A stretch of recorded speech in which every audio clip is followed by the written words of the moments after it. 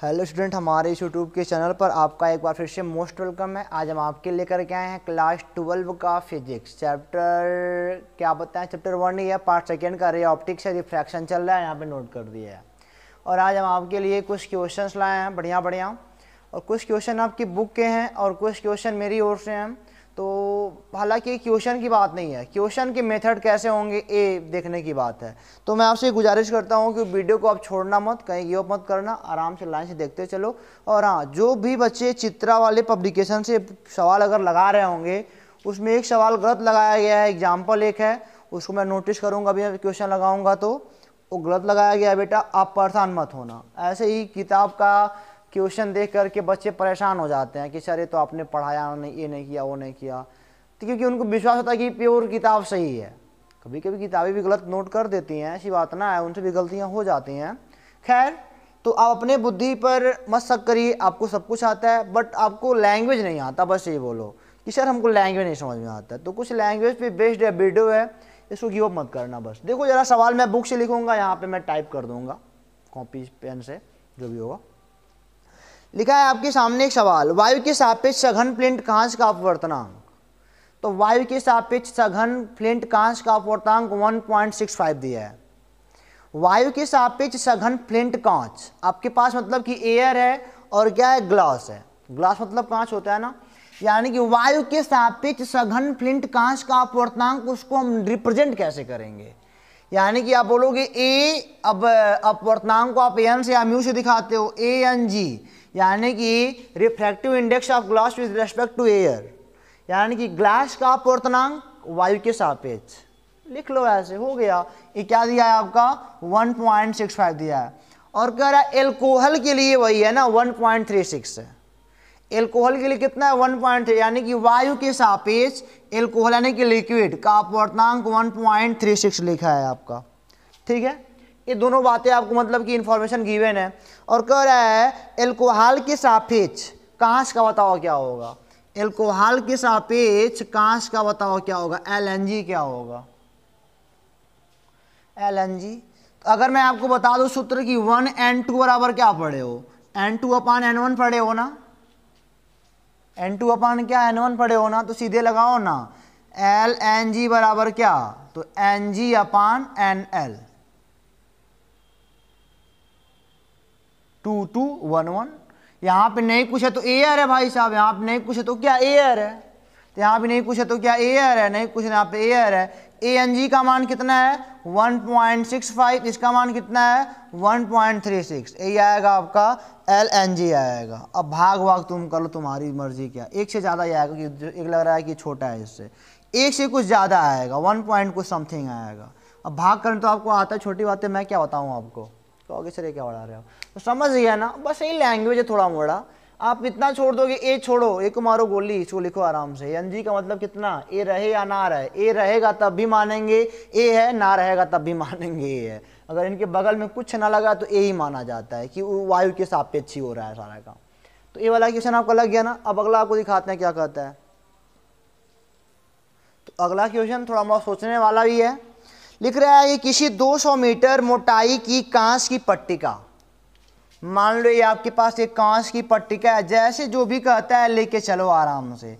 एक कांच की पट्टी है कोई, इसकी मोटाई कितनी है, मान लो 200 मीटर दिए हैं, हालांकि मानना क्या दिए हैं, n बराबर 1.5, और ग्लास का जो अपवर्तनांक होता है 1.5 होता ही होता है। चलो दिए हैं, अपवर्तनांक दिया गया है कि लंबवत रूप से प्रकाश के गुजरने में, लंबवत रूप से अगर प्रकाश इसे आ रहा है, बोल दिया गया हाँ लंबवत ही आ रहा है, नो विचलन नो विचलन, लंबवत अगर प्रकाश आ रहा है, तो दैट टाइम पूछ रहे हैं कि इसमें से गुजरने में प्रकाश को कितना टाइम लगा, इसमें से प्रकाश को गुजरने में कितना टाइम लगा। तो सवाल होता है।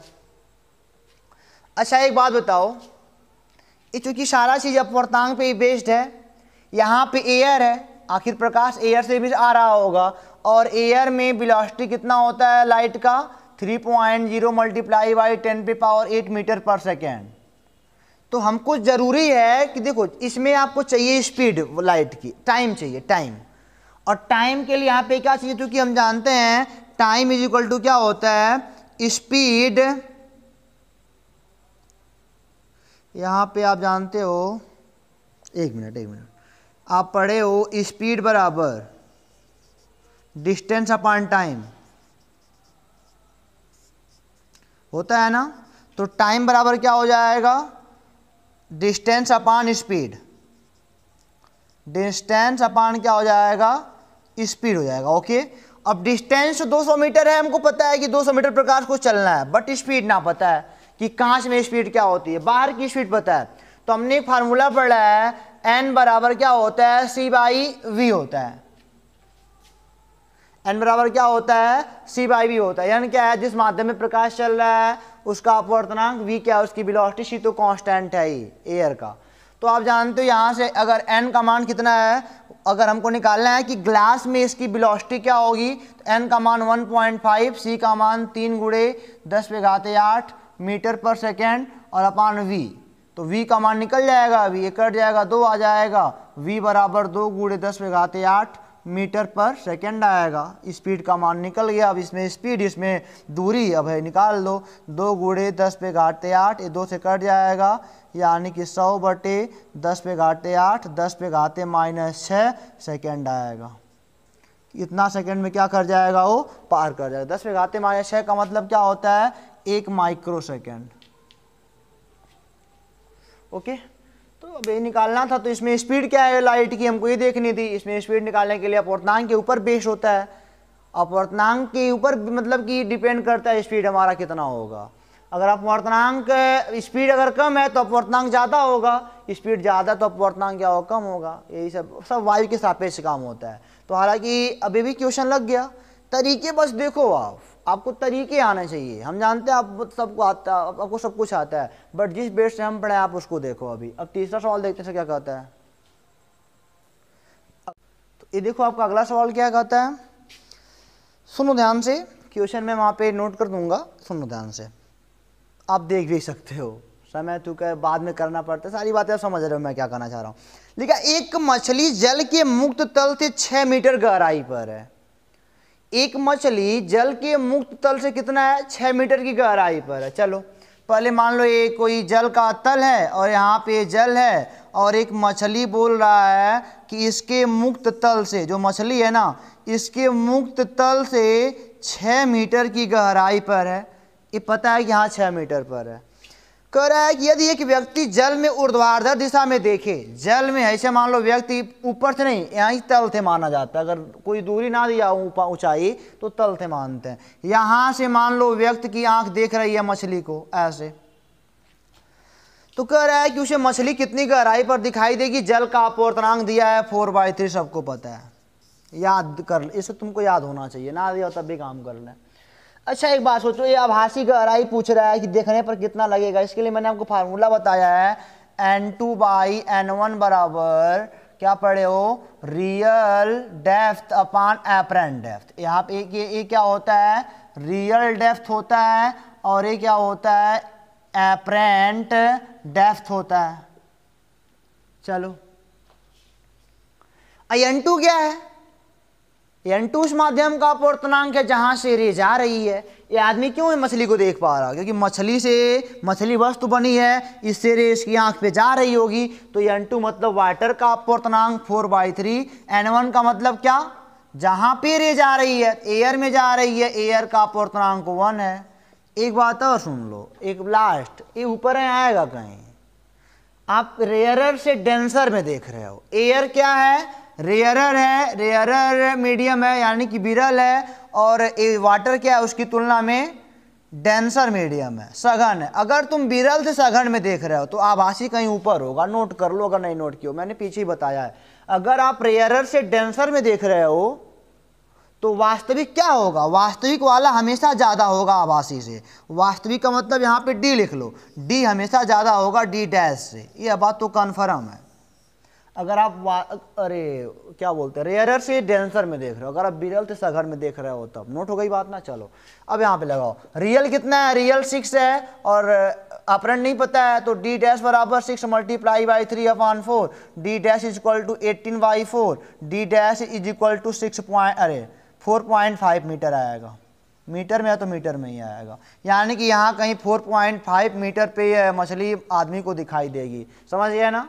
अभी सवाल लग गया। इसके बाद वाला जो है वही चित्रा में गलत लिखा बताया है, वही मैं आपको बताने जा रहा हूँ। क्योंकि ऐसा होता है कि बच्चे कहते हैं कि सर ये वही बच्चों वाली बात है, समझते हैं कि सर हमने पूरा नहीं पढ़ा, कहीं कुछ कमी हो गई। तो ऐसा कुछ ना है बेटा, सब पढ़ चुके हो, उसको बस समझने का प्रयास करना चाहिए। इसको मिटा के उसको दिखाते हैं हम।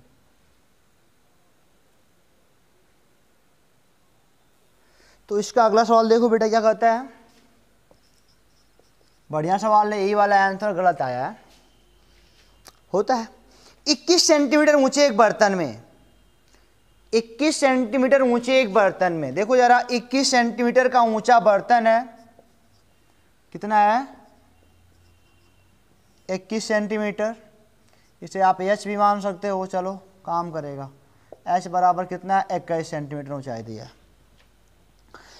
पानी किस ऊंचाई तक भरा जाए, पूछ रहा है 21 सेंटीमीटर एक बर्तन में किस ऊंचाई तक पानी भरा जाए, किस ऊंचाई तक भरा जाए। अभी पानी भरा नहीं, लेकिन पूछ रहा है कि किस ऊंचाई तक भरा जाए कि ऊपर से देखने पर, यहां से अगर कोई आदमी देखता है, अगर यहां से कोई आदमी देखता है आई से अपने, तो आधा भरा हुआ प्रतीत हो। यहां से देखे तो देखो प्रतीत हो, यानी कि आभासी ऊंचाई दे दिया है। आभासी ऊंचाई, आभासी के लिए मैं बताता हूं डी डैश यूज करते हैं हम लोग। डी डैश कितना दे दिया है, आधा, यानी कि 21/2 सेंटीमीटर। प्रतीत होना, वास्तव में नहीं, मतलब कि ये खाली आभासी गहराई दे दिया, कितना लगे, हाँ 21/2 सेंटीमीटर है। पानी का अपवर्तनांक 4/3 है। पानी का अपवर्तनांक कितना है, n बराबर दिया है 4/3, जो कि पानी का अपवर्तनांक है। अच्छा एक बात बताओ, आभासी है ना, आभासी है। आप रेयरर से अगर यहाँ पे वाटर भरा ही जाए, अगर यहाँ पे वाटर भरा ही जाए, तो वास्तव में जो मान लिया, मैंने कहा कि मैंने माना कि वाटर डी तक भरा जाए, मैंने माना कि वाटर डी तक भरा जाए, क्योंकि वाटर की वास्तविक डी है, आभासी डी डैश है। मैंने कहा माना बर्तन में पानी की ऊंचाई बराबर मैंने डी मान लिया। अच्छा एक बात थोड़ी घर कर जाएगी भी आपको कि डी यहां पे ऊपर क्यों लिए हो, डी तुम नीचे भी तो रिप्रेजेंट कर सकते थे, छोटी छोटी बातें यही हैं। तो नीचे नहीं कर सकते, डी हमेशा इनसे ऊपर ही रहेगा, क्योंकि मैं जानता हूं अगर रेयरर से डेंसर में देख रहे हो तो वास्तविक वाला हमेशा बड़ा होता है आभासी से। यही बात मैं नोट कराया था। अगर आप विरल से सघन में देख रहे हो तो वास्तविक वाला आभासी से क्या होता है, हमेशा बड़ा होता है। तो ये वाला बड़ा होगा, आभासी तुम नीचे देख रहे हो ना, तो वास्तविक ज़्यादा होना चाहिए। फिर वही फार्मूला N2/N1 = D बाई क्या होता है, D डैश होता है। N2 का मान जहाँ से रे जा रही है, यहीं से रे जा रही है जल से पूरा, तो हो जाएगा N2 का 4/3, N1 का तो एयर में जा रही है तो 1 हो जाएगा। D का मान नहीं पता है और D डैश का आभासी वाला पता है 21/2 होगा, तो 4/3 बराबर 2D/21 होगा, 21 के 84 बराबर 6D होगा। D बराबर 14 सेंटीमीटर आएगा। आपकी बुक में 12 आया है और आपको समझ में भी नहीं आ रहा है। देखो आधे से ऊपर भी है, अगर ये वाला 11.5 है और ये 10.5 है तो 14 है कहीं। आपकी किताब में 12 है और आपकी किताब जो लगा आपको समझ भी नहीं आ रहा होगा, गलत है वो, पूरा श्योरली गलत है। ठीक है, तो इसको मिटा के अब बुक का नहीं, अब थोड़ा अपना वाला एक सवाल करते हैं, फिर देखते हैं क्या होता है।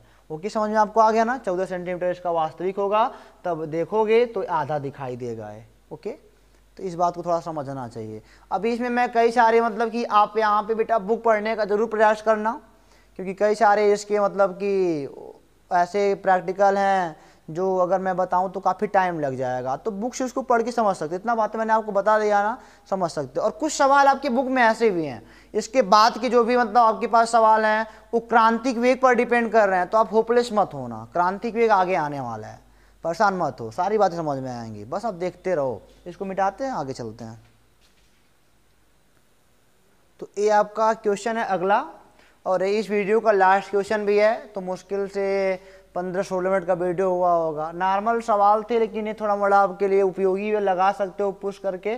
क्या लिखा है, ये ऑब्जेक्ट है, यहाँ से 20 है, ये पूरा एयर में ऑब्जेक्ट है, इधर ग्लास का स्लैब है 30 सेंटीमीटर मोटा, और यहाँ पे 20 सेंटीमीटर की दूरी पर आपकी आँख है। तो देखने पर इसकी दूरी कितनी होगी, वास्तव में कितनी दूरी होगी। तो अब जब दो दो तल आ जाते हैं तो हमारे पहले अपनी आँख को हमको यहाँ पे लाना पड़ता है। पहले मान लेंगे हमारी आँख यहाँ पे है, इसको माने फर्स्ट सरफेस मान लेते हैं, इसको सेकंड मान, पर इसको वाले के काम के लिए इसके लिए काम करते हैं फॉर फर्स्ट सरफेस। तो क्या हो जाएगा, n2 by n1 is equal to D upon D dash. तो इससे आ रही है n2 का मतलब क्या, जिससे रे जा रही है तभी तो वस्तु को देख पा रहा है। तो n2 का 1 है और जिसमें जा रही है n1 का मान 1.5 है, d का मान रियल 20 है, d डैश का मान नहीं पता है, तो d डैश बराबर 15 दूनी 30 सेंटीमीटर आ जाएगा। यानी कि यहाँ पे है और वस्तु कहाँ पे दिख रही है यार, 30 सेंटीमीटर पर। देखो डेंसर से रेयरर में देख रहे हो तो अब की बार इमेज वाली बड़ी हो जाएगी, इमेज की दूरी बड़ी हो जाएगी अब की बार। यहाँ से यहाँ तक कितना आ गया, ये इमेज वाला पहला बन गया, यह आ गया 30 सेंटीमीटर। अब इस आँख को हटाओ, अब यहाँ से देखो, अब ये वाला जो ऑब्जेक्ट इमेज है ना, वर्चुअल ऑब्जेक्ट का काम करेगा इस वाले। अब आँख को यहाँ लाओ, हमेशा आँख को सरफेस पे ला के ही देखते हैं। अब ये 30 और ये 30 कितना हो गया 60, और आँख अभी इसको देख रही है। अब कितना हो जाएगा, सेकेंड सरफेस से अब आ जाओ, second surface for second surface, फिर वही लिखोगे n2 बाई n1 बराबर d by D dash. n2 कितना है बेटा, अब की बार रे ऐसे जा रही है, ग्लास से होके एयर में जा रही है, अब की ग्लास का अपवर्तनांक जहाँ से रे जा रही होती है, और n1 एयर में जा रही है जहाँ पे जा रही है। और d का मान कितना है आपका, वास्तविक वाला तो 60 है, 30-30 60 हो जाएगा। d डैश का मान नहीं पता है, तो d डैश बराबर कितना हो जाएगा, ये हो जाएगा 600 बटे 1.5, ये आएगा आपका अरे अरे अरे 60 बटे, तो 600 बटे 15 आएगा, तो आएगा ये आपका 15 है चौके 60 और 1 मिनट 60 बटे 1.5 आएगा ना, तो 600 बटे कितना आएगा 15, 1 मिनट। यह एयर नहीं है ना, एयर नहीं है यह तो कोई मीडियम है, जहाँ आपकी अपवर्तनांक 2 है, तो थोड़ा मोड़ा वही है। एयर मैंने गलती से बोल दिया, तो यहाँ पे 2 रहेगा बेटा, तो हो जाएगा 60 गुणे 2, तो यानी कि ये हो जाएगा 600 बटे 15 गुणे 2, 40 गुणे 2 बराबर 80 सेंटीमीटर आएगा। यानी कि यह कितना दिखाएगा, 60 था। फिर देखो अब क्या हो रहा है, डेंसर से रेयरर में देख रहे हो तो ज़्यादा तो आना चाहिए, अपने उत्तर की जांच तुम ऐसे करते चलो। डेंसर से रेयरर में देख रहे हो, 2 डेंसर है ना, अपवर्तनांक ज़्यादा है तो डेंसर कहलाएगा, इसका कम है तो उसकी तुलना में डेंसर या रेयरर कहलाएगा, तो ये भी ज़्यादा दिखाएगा, भाई 80 पे दिखाएगा। तो अगर आंख देखेगी आई से दूरी कितनी होगी, 80 तो यहीं से हो गया और 20 इसका, यानी कि 100 सेंटीमीटर। तो S in by I 100 centimetre object दूरी पर दिखाई देगा। आभासी गहराई से कितनी हो जाएगी, 100 सेंटीमीटर, वहाँ पे देखेगा वो। समझ गया ना। वैसे कितना था, 20 30 50 20 70, कहीं बता पाते 70 जोड़ करके, जोड़ते घटाते रहो, उत्तर की जांच खोजते रहो, नहीं मिलेगा, ऑप्शन देख के उत्तर मारते रहो, कभी ना मिलेगा। तो इसी प्रकार आपको सवाल को लगाना पड़ेगा। इसको मिटा देते हैं बेटा, फिर आपसे मिलेंगे हम अगले वीडियो में कुछ नए सवालों के साथ। अगर आपको सवाल ना आता हो तो आप पूछ लिया करो, शर्माओ ना। कुछ बच्चे क्या होते हैं कि मतलब कि कुछ बच्चे ऐसे भी होते हैं इस टाइप के जो पूछने में शर्माते हैं, उनको लगता है कि कुछ अजीब टाइप का लगता होगा तभी तो ऐसा होता है, और नहीं तो ऐसा होता नहीं। तो बेटा अगर आप एक अच्छे स्टूडेंट की तरह पढ़ना चाहते हो तो आपको तो करना तो कुछ पड़ेगा, आपको तो कुछ करना पड़ेगा। ऐसे ही कामयाबी आपको मिलने वाली नहीं है। तो कामयाबी अगर आपको पानी है तो उसके लिए बहुत ही जूझना पड़ता है, बहुतों लोगों के पास जाना पड़ता है, बहुतों लोगों से सवाल पूछना पड़ता है। तो यहाँ पे अगर जो शर्माएगा उसके लिए काफ़ी दिक्कतें पैदा होंगी। तो हमको उम्मीद करते हैं कि आप एक अच्छे बच्चे की तरह अपने क्वेश्चन को लगाते हो, ना आता तो किसी से पूछते हो, तो वो तो आपकी मर्ज़ी है। तो फिर मिलेंगे आपसे अगले वीडियो में, तब तक के लिए ऑल द बेस्ट।